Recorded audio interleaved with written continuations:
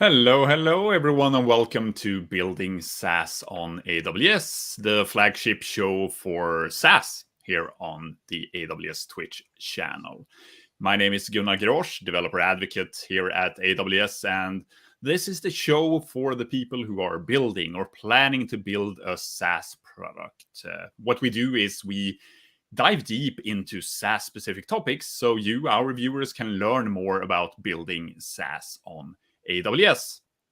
And every show, well, I am happy to be joined by SaaS experts from AWS, from outside AWS, to then help me go through those SaaS topics. And we want this show to be highly interactive. So if you have questions, if you have comments, just drop those in the chat. And well, my expert guests will do their best to answer those questions. And as usual, we're also joined by SaaS experts in the chat as well that will help us answer any questions you might have. And like I mentioned, every show we have specific SaaS topics, and this week is no different.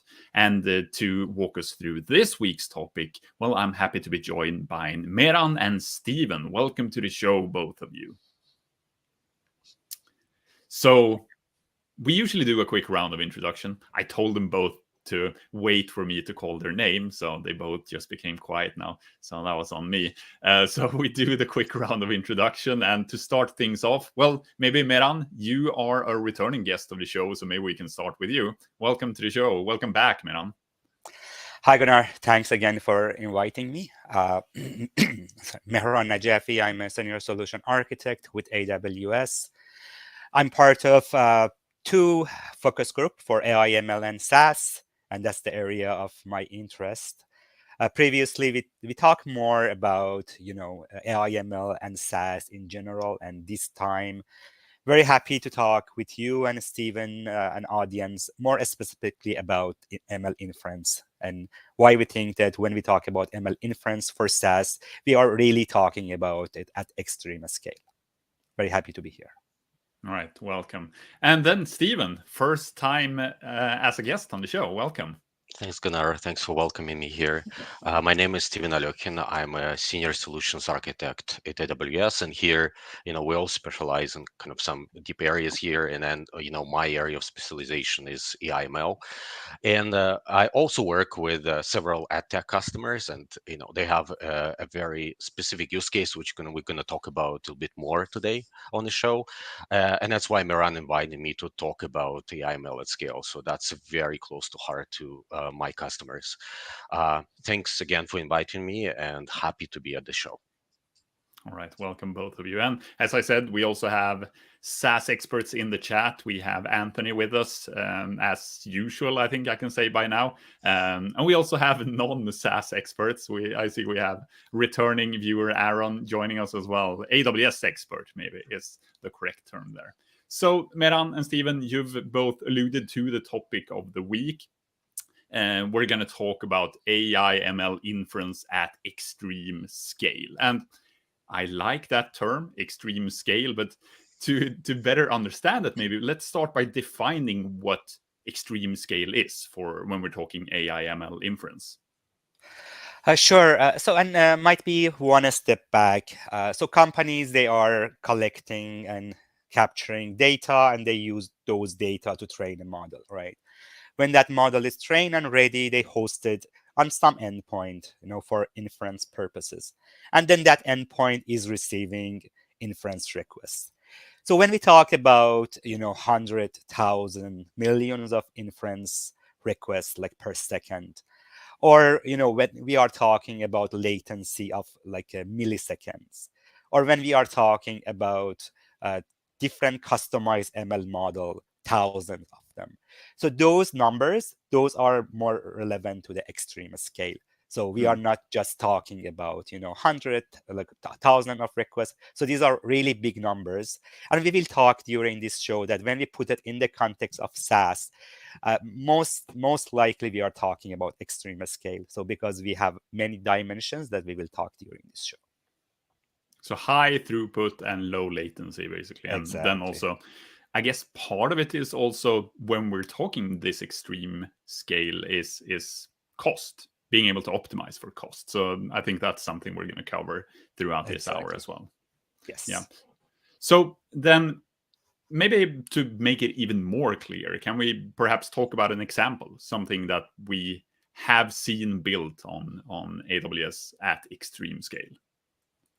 Yes, absolutely, Gunnar. And here we can, kind of show the use case of a NetTech customer, which is, a very, very clear example of AI/ML use case, like at scale, really. So, and then I'll just very briefly walk you through that picture. I specifically didn't try to make it very complicated, but picture yourself browsing the web or accessing your mobile device, and you see an ad. And well, the first thing you probably do is you trying to scroll by, or you want to skip it. But if you think behind the scenes what's actually happening, so once that ad gets shown to you, essentially what's happening behind the scenes, an advertiser would have that slot for that ad. They would make a call to something called an ad exchange, or sometimes there is another name for that platform called supply side platform, or SSPs. And what that ad exchange will do, it will dispatch that ad request to sometimes about 10 or maybe even 20 DSPs. And the DSPs, that would be a demand side platform. And that's really, you would think about it as a company or like a provider that actually works with the advertiser. Let's say a Coca-Cola or like a big brand would go to a DSP company, typically through a marketing agency, and plan the ad. In other words, like they would plan the budget, they will understand how much they want to pay for each impression, how long they want to run it for, and so forth. And once that ad request comes in to DSP, so DSP must reply back to ad exchange with about 200 milliseconds. So, and that includes the runtime for the network as well. So as you can see, like they must make evaluation pretty quick. And what they do is they will reply back with a bid. So in other words, they're going to say, well, we're willing to pay $2 for you to show that ad on that resource. And behind the scenes, again, like what may happen, and you may have actually noticed that in real life, is that you watch a cat video and you see an ad for a car. So how come you see an ad for a car? So, well, because at the back, like the DSP would do an evaluation, it will try to understand, well, who you are. They may try to see by IP address or maybe by cookie what audience you belong to. And in some cases, and that's kind of a surprising thing that many people don't know, that when you see the ad, that's not a random ad. It's actually they were waiting for you to show you that ad. So it comes from like an audience segmentation kind of a model, which actually looks at customers like you and groups them in kind of a list of customers. And um, that part could happen offline, but what we're talking about today is like on the online part, for example, like click-through rate prediction. And what that could mean is, for example, the advertiser would look at your request and say, well, based on the time of day, maybe your location, how you access this ad, how likely are you actually to click on that ad? And depends on that, they will basically determine where they want to respond to that request and how much they want to bid for it. So the bid price intelligence models always kind of deal with that dimension. They look at, okay, how much maximum we want to bid for that particular ad to be shown. And then, always they basically have to evaluate how often they need to show that ad. Because, they don't want to blow through the budget very quickly. So they pace the ad. In other words, like maybe they will show it only once every few minutes, or some companies may want to show them once every few seconds if they run it a very concentrated ad campaign. And behind the scenes, what happens, all that happens within 20 milliseconds. So that's what we call the typical ML budget. So because you have to count in the network round, you have to count in that kind of imperfections of network and some of your processing you need to do, and you need to reply within like max 200 milliseconds. Otherwise, ad exchange will just discard your request. And then if you think about it, for each DSP, they would get something around 10 or maybe more than 10 million of such requests per minute. So, and all of this has to be optimized and work, kind of in tandem to kind of show you that ad. So, kind of, in a to summarize it all and on a funny note. So once you see the ad, and you're thinking of like, okay, I want to cancel, or I want to, I want to just skip it. So, maybe you shouldn't feel annoyed, but you should feel privileged that you're actually given a chance to see it. Oh, that's great. I think this is an excellent example of how this is used, and the scale of it, I think, is easily, you can easily understand the scale of it just by, like you said, browsing the web and seeing ads all over the place. So then the other part of it is the actual ML inference then. And I think let's have a look at an example of what ML inference actually looks like. Is that, let's see, were you going to show that, Steven, or was that Mehran? I think that's So Mehran. that, and before I just one more point I want to talk before I go there. And might be the question is that why we need this, for SaaS.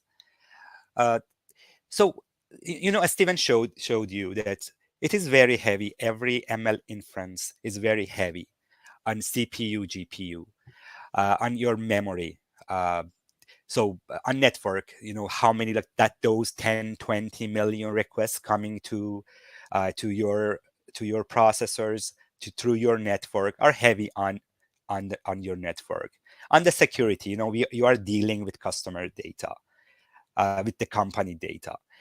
And cost, it easily could be from the cost perspective inefficient, and just you are blowing your budget. And this is only for one tenant, right? When in the context of SaaS, you have multiple tenants. So you can see that your problem, your challenge would be scaled. And like ad example was probably an extreme case. Not every customer and every ML workload would look like that.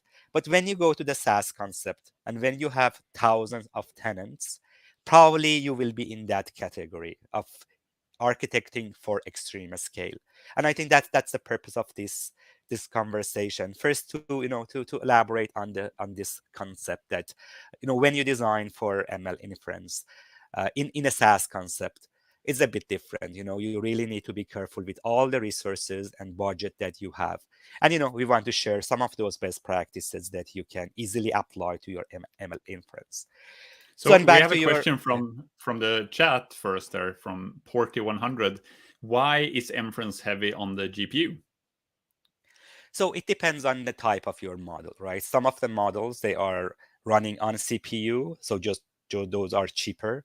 But some of them, they are better running on GPU, right? So you really need to look at the characteristic of your model, and then see that which one is better for your basic type of inference. GPU are faster, but they are more expensive, so you need to be careful. And in SaaS, what we have seen, some customers, they offer their inference in different tiers. So less expensive tier, they are running it on the CPU, and some more expensive tier, they are running it on GPU. But very first, you need to look at your specific model and see that some of the model, they only run on CPU, some of them they only run on GPU, some of them on both. And then cost and the optimization and the speed can tell you that which one is better for your use case. And again, in the context of SaaS, you can offer it into different tiers. So the cost is super important here. So we all know about this Gen AI, right? So that's another example of extreme scale that could be very costly. Not every company can afford it, and you really need to optimize it. So we need to be very careful with all these aspects in the context of SaaS.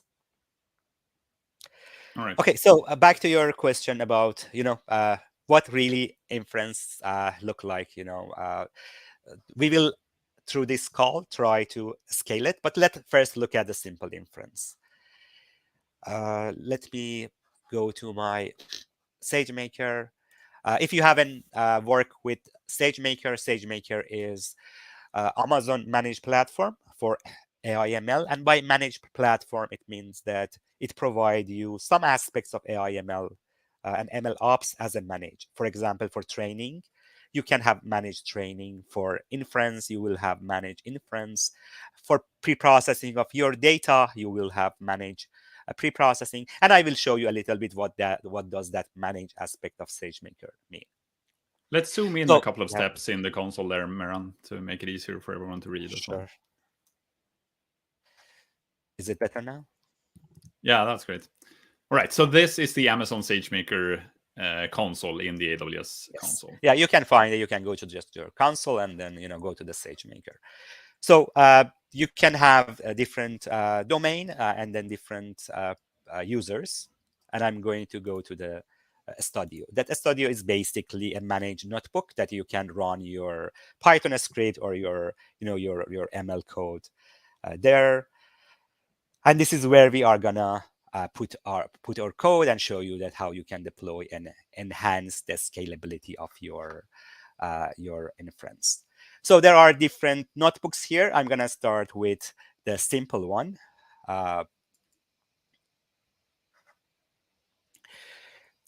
And I'm just quickly gonna walk you through this, through this code that everyone better understand, but not all of them relevant to inference. I will show you which one are more relevant. So if you want to build a model in SageMaker easily, you can first import those libraries that you need. This is in Python. There are some variables you need to set. For example, the region that your AWS is running. There is a concept of execution role. Let me make it bigger. So in AWS, there is IAM role. That means that every service that needs to work with another service, it needs to have that permission.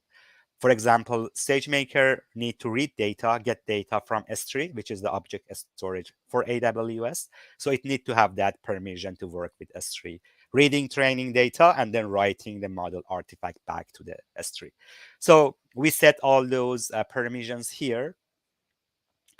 Then we set the framework. For this example, we are using the XGBoost, which is a very powerful type of decision tree algorithm. You can set the version number. Then we are getting the image of that XGBoost from the model registry. So this is coming from here. And then what we do is basically setting the name for that inference, setting the instance type. And sorry, let me. And then what you can do here is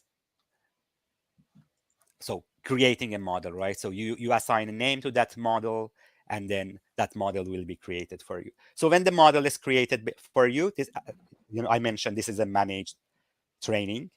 SageMaker will get this instance that you define, and then the number of instances that you need, that it is running them in the background, and then train a model and write it to the S3 for you. So you have your model trained, and then you want to host it, right? You want to host that model in an endpoint. The first example is just single instance. We are setting a type like ML, like M for X large. AWS offer a number of different instance type that you can use for hosting your model. And then basically you can host it. So going back to what you said before, this is a general purpose instance type, so it's not a GPU based one. Exactly. So, and later we will discuss how you can tune it, but your model is hosted, then you create an endpoint, and then AWS SageMaker create an endpoint for you. And this is just as simple as running one command, right? One call, and it create an endpoint for you. So if I go back to my SageMaker here, you will see that there is an endpoint created for you here. So this is a single instance. We will tune it later, or we will auto scale it later. But simply running one command, you can have this this created for you.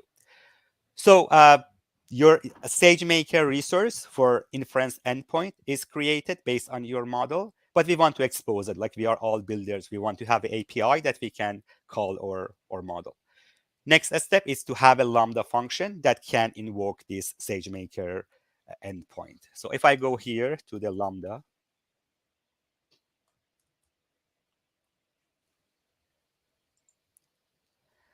so, and Lambda, if you haven't worked with AWS, is our serverless offering for like the functions on the cloud.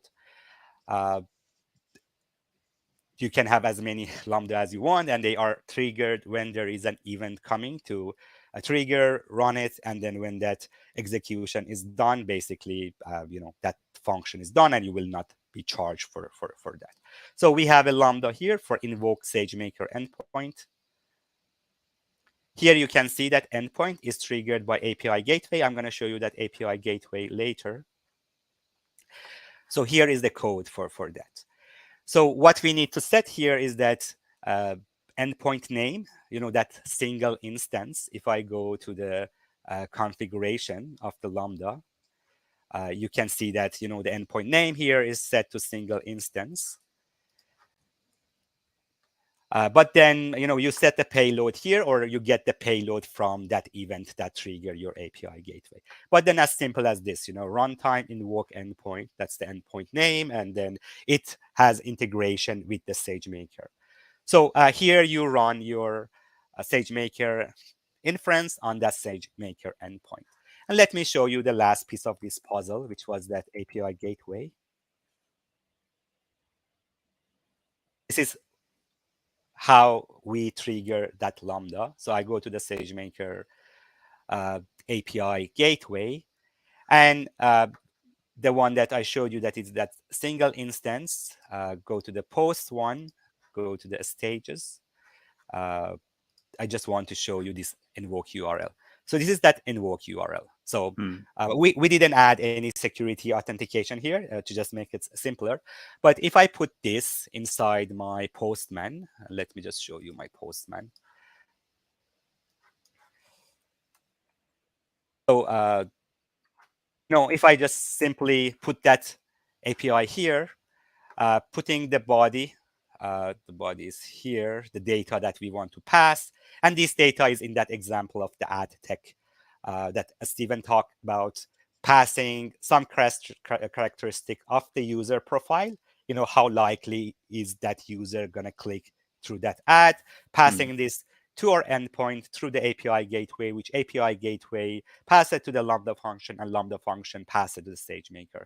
If I click on this, basically, we are getting the likelihood that, just make it super big, but that's the likelihood that, that person is going to click, which is very low. And probably that advertiser is going to, just pass it and wait for a better opportunity to show this. So this is a simple inference, and later we will talk about how we can scale it in an extreme scale fashion. All right. No, I think that was a great example. So we have another GPU question, so let's bring that up while we're talking about it as well. So the question from Hartstead is if there's any large noticeable difference between using something like A100H100 over something like 4090 for AI/ML. And I believe those are different kinds of GPUs, right? Right. So does the actual GPU make a difference? Or is it just that it is a GPU? So for every model, so for most of the famous model, there are some benchmarking, right? The benchmarking, they are running it on the different type of GPUs, CPUs, and then you can compare it. So for this specific one, we that processor is one factor. The other factor is the model that you want to run it, and then we really need to look at that benchmarking data. So if I we need to know about the model name and then see what data we have, and would be happy to follow up on that. You're a solutions architect, so you can say it. Of course, It depends. It depends. It depends. But a good news here is that Steven is going to show you SageMaker offer Inference Recommender, which you can set different type of CPUs and GPUs. And then SageMaker is going to run tests for you and then come back with, with some result. Some point you will see that, paying extra money for a more powerful GPU help, but it costs you more. Sometimes it doesn't add that much to your scalability, but that's a very good tool, and I really recommend to watch that portion of demo that Steven is gonna present. All right, so I think we've covered part of it already, but maybe just a quick summary of why extreme scale is important then for SaaS when it comes to AI ML. Yeah, so we talk about how it could be expensive on your processors, on the memory, on networking. Security is a big deal. Isolation. So you have many models, lots of requests coming from different tenants, and you need to make sure that's secure, right? Like an inference from tenant 1 cannot go accidentally to the model for tenant 2. So when you for a single customer, we both, with Steven working with many customers, and some of them, they only have one tenant, and we have lots of issues with the scalability of their model, right? So we need to work with them to make sure that their environment is optimized. But when in the SaaS concept, so that is day one, right? So you need to design it for a scalability, because when you have a SaaS, you are not building it for 2-3 customers, right? Like you are building it to a scale to thousands of customers, and that brings a scalability, and that make it very important that every aspect of your inference should be a scale as much as your tenant and the other part of your system grow. Right. So if you just joined us, this is Building SaaS on AWS. My name is Gunnar. I'm joined today by Mehran and Steven, and we are looking at AI ML inference for SaaS. And when we're talking SaaS, well, we are talking extreme scale. So basically how to architect for that. And they've given us a great background and examples of why that is important. And Mehran also showed us an example of doing inference. So now that then brings us to the second part of it, of how to actually then build this or architect it for extreme scale. So what do we have to think about when designing this for extreme scale? So there are easy ways and hard ways. So easy way is that how you can leverage some built-in functionality or integration with some services to easily bring extreme scale and scale into your ML inference. First recommendation is to consider using a managed ML platform. It could be SageMaker or could be other platform on, other managed ML platform on other solutions. But those platforms, they have built-in functionality. If you have a homegrown ML solution and you really think about scaling it and offering it as a SaaS, I would really recommend that you think about migration of your custom code, custom ML framework into one of those managed platform. And more specifically about SageMaker, there are very good features that can be used, and we will show some of them to you today. So that's one that the recommendation is to use ML managed platform. The other one is that we need to right size. There was a good question on different type of GPUs, right? For inference. So we need to find the right size CPU, GPU for our inference on a single node. So that's one that we can use SageMaker Inference Recommender. We will see that how does that work, but that gives us a very good indication of the best single instance type that we need for inference. When we identify that single inference endpoint, we look at auto scaling. So Gunnar, you talk about beginning that when we talk about extreme scale, we are talking about high throughput and low latency, right? Usually when we right size the instance type, that help us with the low latency, right? So that help that inference request to be processed faster. And when we auto scale, vertically, that help us with that high throughput. So SageMaker easily, you will see again, and I will emphasize on this, easily help you to auto scale your endpoint. You just need to define some auto scaling policy, and then then SageMaker put it just behind the load balancer, manage those launching model on endpoint, scaling it up, scaling it down, and you really don't need to worry about it. Back to my first recommendation, if you have homegrown, you need to manage all those things yourself. But you will see with a few lines of code how easily you can do that. So we talk about right sizing, auto scaling. Next one is many solutions. When they talk about extreme scale, they are leveraging some caching mechanism. It could be elastic cache or other type of caching. Because running inference is expensive on CPU, GPU. And if your inference request is the same, very likely your response would be the same. Putting a caching layer in front of your inference request could help to scale, and it doesn't hit your SageMaker inference or your endpoint, and just faster response and less workload on your endpoint. So these are some. Yeah, go ahead. Just a question there on the caching part of it. So looking back at the ad tech example that we just had, how much would you be able to cache in that type of example? There were a bunch of different parameters involved in showing a type of ad for a user. Maybe Gunnar, I can take that part. Yeah. But what I see with the customer, and you're absolutely right. I mean, that seemed like a magic bullet, but it doesn't really work always as as in the ideal use case. But what typically customers do, and which is kind of a very interesting approach, is the ad tech use cases, they get more and more complex right now. In some cases, they're not just doing the click-through prediction, but they're trying to analyze like the context of the ad, and they add a bit more like NLP, like natural language processing type of dimensions. And these models are very complex.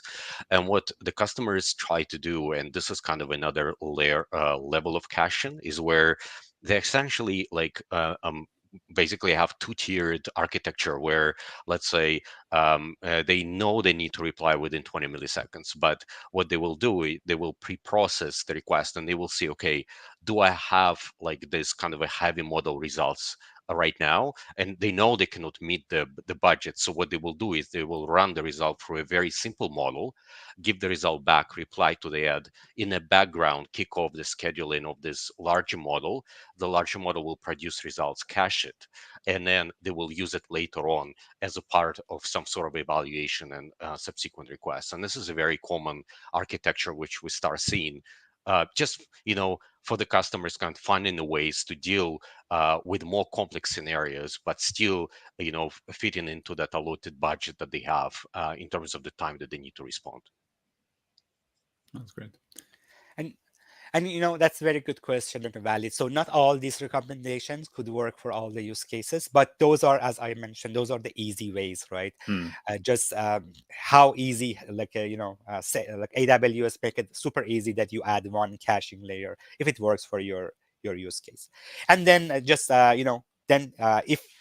you still need to optimize and scale more, you need to go to the harder way. So what's the harder way? You need to have more customized ML inference for your use case. So then it take you to more research work, R&D, and go a step by step in your inference code and try to optimize 1 millisecond here, 2 milliseconds here. And in those use cases, and probably Steven agree with me, so we have seen customers that they go to more self-control environment. They deploy their own inference code to like EKS, to the Kubernetes, because you really need to worry about every single second that is spent.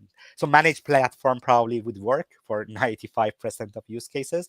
But if your use case in that category, that the efficiency that they bring, still you need more improvement, probably you need to go and, for example, for XGBoost, there are some XGBoost accelerator, so that, those are not covered by easily by a managed platform, but you can go and deploy them to like EKS for managed Kubernetes and then manage it there. So let the recommendation here, first try the easy way of just like a Lego, adding a caching layer, auto scale, right size, and see that how much gain you can get for your scalability. And if you still need more, then look at the harder way of leveraging some customized algorithm for your ML inference. And if we look at the other part of it then that we mentioned earlier on with the cost optimization. So what are things we can do then for cost optimizing this? Yeah, I can take that one. So with the cost optimization, there is various scenarios that customers run, but typically what we see with extreme scale, like every part of the process matters, right? So if you just run in a few inferences, you probably wouldn't worry so much about like your network traffic or what kind of instance you're running on and how much that instance is utilized. But if you run in tens of millions a minute, so all of that matters. And what we see our customers do typically for these scenarios is they kind of run this in kind of a two-tiered model. From what I've seen is that once they have like a steady state model, which they're very happy with and works very well in production, what they do is they try to optimize and deploy that model on the endpoint, and they basically try to squeeze every bit of power and CPU and memory from that endpoint. So they optimize it to the point that they figure out which instance they want to use, how they want to host it. Should it be CPU, GPU? Should it be a shared endpoint, for example, like a multi-model endpoint? Should it be an auto-scaling endpoint? Should it be hosted in a managed platform? Should it be hosted somewhere outside for various reasons? And they sort of optimize it that way. And another tier is that you always need agility because at the end of the day, you never stop experimenting and trying something new. And building like something like an A/B deployments or like a shadow type of deployments where you want to evaluate the model while kind of receiving production traffic on the proven model. Well, it's not so easy to build that on your own. So but you have something like SageMaker, which provides you all that. So what we see customers do is they either use SageMaker for everything or they use SageMaker for a part of it, but they definitely like mix and match different technologies and just find what works for them. But kind of in a bigger scheme of things, they start with a managed platform because it's so much easier to manage it there, and then they basically optimize to like the part or to the point where they're happy with the cost, with the latency of the model, and then they use the managed platform in the background to keep experimenting, basically. Yeah, and going back once again to that example you shared earlier with ad tech, when we're talking 20 milliseconds, keeping track of it constantly, making sure that you both optimize for speed and for cost. I suppose that it's an ongoing thing that you do continuously. Absolutely. Right. So now we've covered some things to think about when architecting or designing for extreme scale. Then maybe we should talk a bit about the SaaS aspect of it. When we talk about SaaS, we always on this show talk about isolation, and that isolation, of course, is one of the key pillars of building and designing SaaS. So how then do you have to think about that? How do you make sure that you have tenant isolation in your inference? Okay. Yeah, and Gunnar, maybe you can just cue in my slides here at this point. So we do have two kind of different models here, which we're going to talk about, like a shared inference architecture and dedicated architecture. And I'll specifically speak about how that applies to SageMaker and machine learning. So for the shared inference architecture, which we show on the screen right now, like the typical scenario we see is that we have multiple customers, and as Mehran kind of showed before, so there would be a SageMaker endpoint and kind of like a inference or inference architecture which is built in front to serve that model to the customer. And what happens in this case, if you share that endpoint, and the typical one, the scenario that we see is using something called a SageMaker multimodal endpoint. So this is a great endpoint because you can use one compute instance to host multiple models, sometimes hundreds or even more of the models. And if you don't use them that often, then it becomes a very, very cost-effective options of serving the traffic. So what happens in this case, the end model will actually load and then load the model automatically from the bucket. But as you mentioned, the key question is, okay, so all the models from multiple tenants are in the same bucket. So how do I know that tenant A is not going to invoke tenant B's model, for example? Like that becomes a real concern. So what SageMaker has done for that is, and it kind of fits in the whole concept of something we call ABAC, or the basically attribute-based controls. And what happens is, what you can specify to SageMaker, you can write the IAM policy in a way saying that, look, once the authorization requests come in and it's authorized, you parameterize, so you inject the tenant ID in the IAM policy, and you parameterize it in a way that SageMaker says, okay, I can only invoke the endpoint which has a certain name. And this way, you're ensuring that this tenant can only access the endpoint which is designed for that, for him specifically. So that's the way to kind of, while optimizing, the delivery, the latency, and CPU and memory and the costs. Also, you make sure that you're serving this content securely. So this is one of the ways of doing it. And I do encourage our viewers to go and look at ABACs and the parameterization of IAM policies.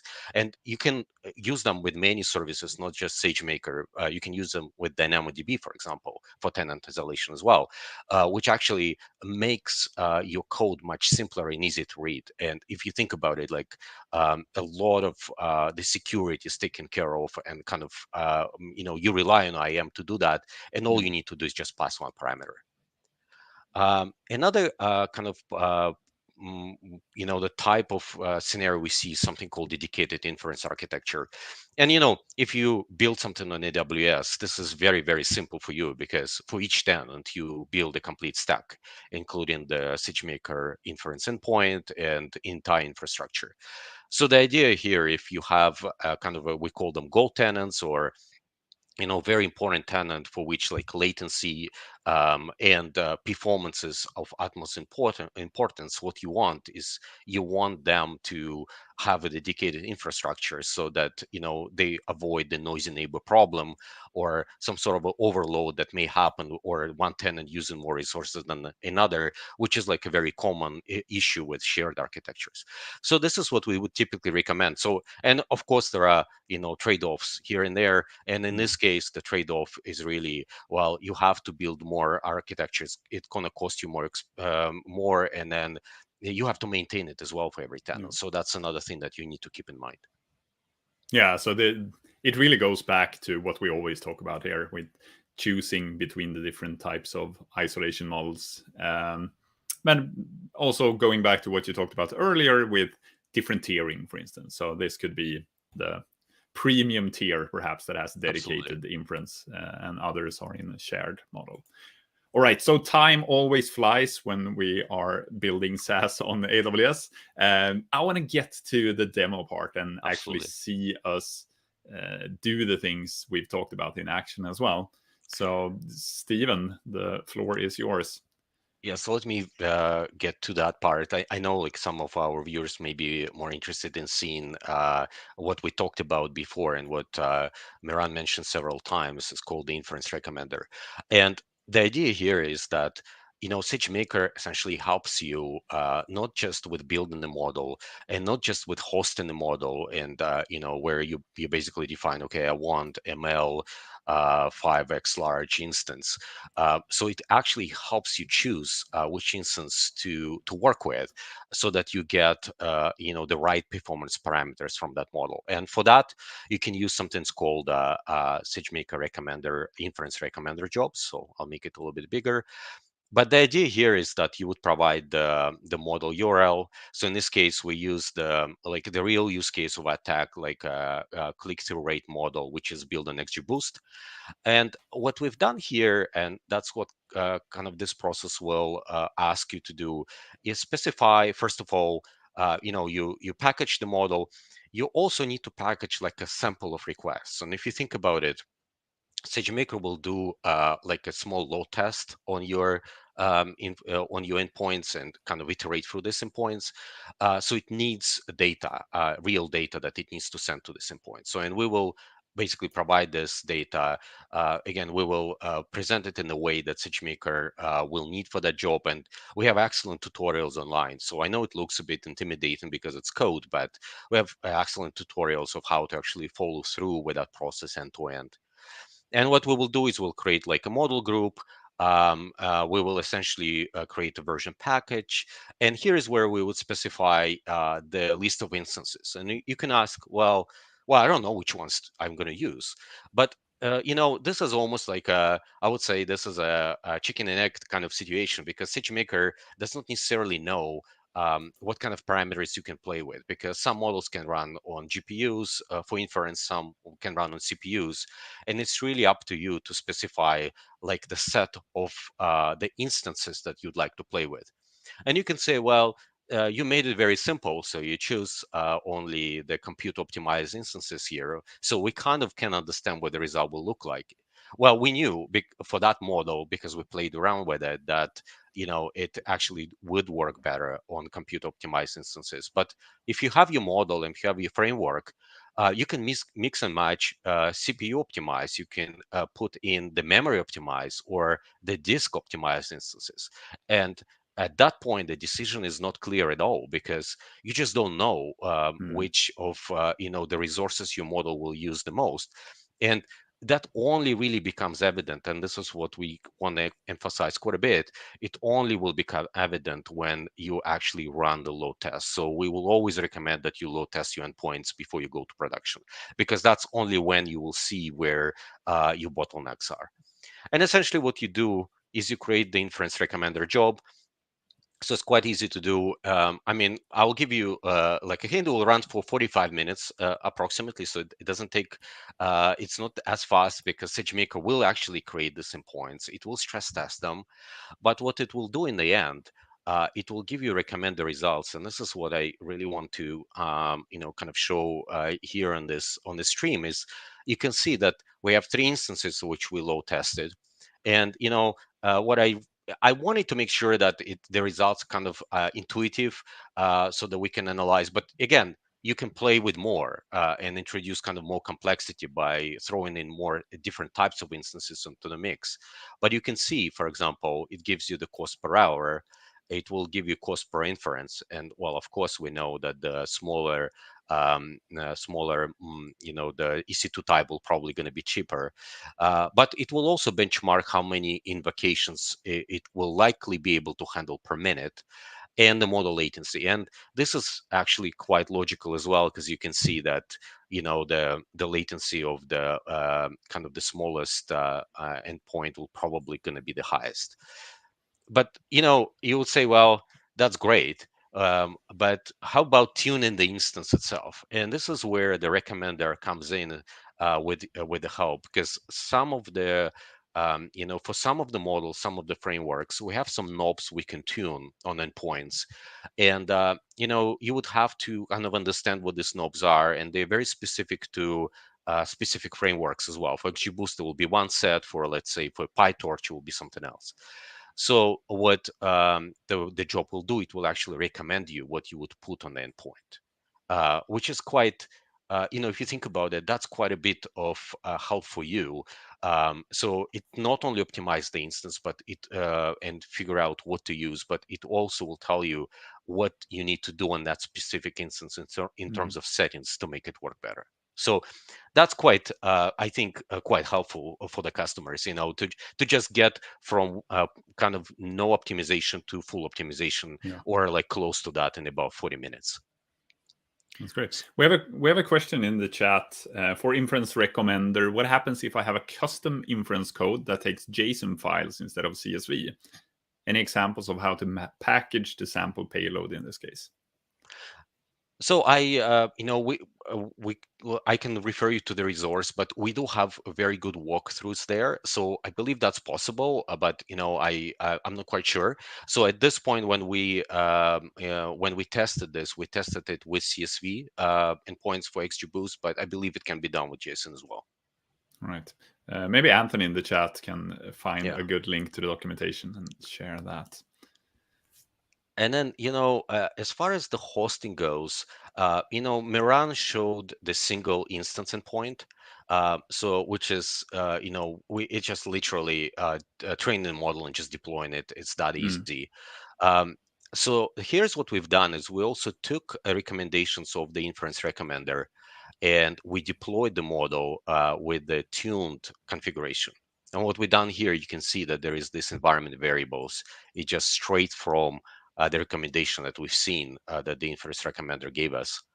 And then we created this model and we hosted it as well. And another kind of part that we wanted to show is the single endpoint, which is also the tune endpoint, but in the auto scaling configuration. So we deployed all of this, and what I kind of wanted to show you, and this is another an interesting tool set that we have called distributed load testing on AWS. So it's actually a solution which you can download and deploy with a couple of clicks. It comes as a CloudFormation template, and that's what we use to stress test the models. So if you look at the single endpoint, right, this is what Mehran deployed initially, and we look at the test details. And as always, we do have demo. Sometimes we do have demos here. Yes, as always, something is happening. But kind of the results, and this is what it booted me out. Just very so I'll talk through it, and then we'll try to go back into the tool.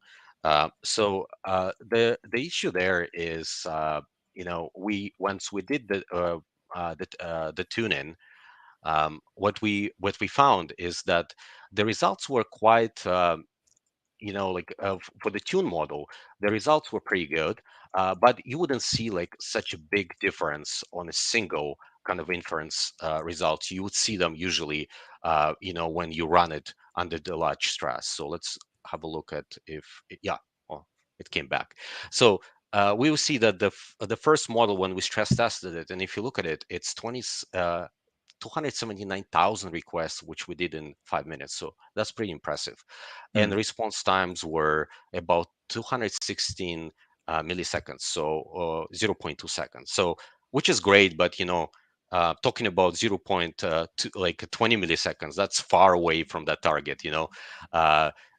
So there is a bit more work there. So if you look at the tune instance, and the results here are, so it's a little bit better. So we had 21, so now we have 208. So it's a little bit better. Throughput is a little bit higher as well. And then again, all we've done here is just literally apply the recommendation from the inference recommender.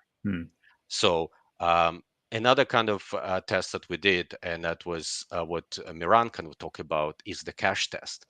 So we put the caching mechanism in front of endpoint and we tried the result. And as you can see, the response times did not actually improve that much.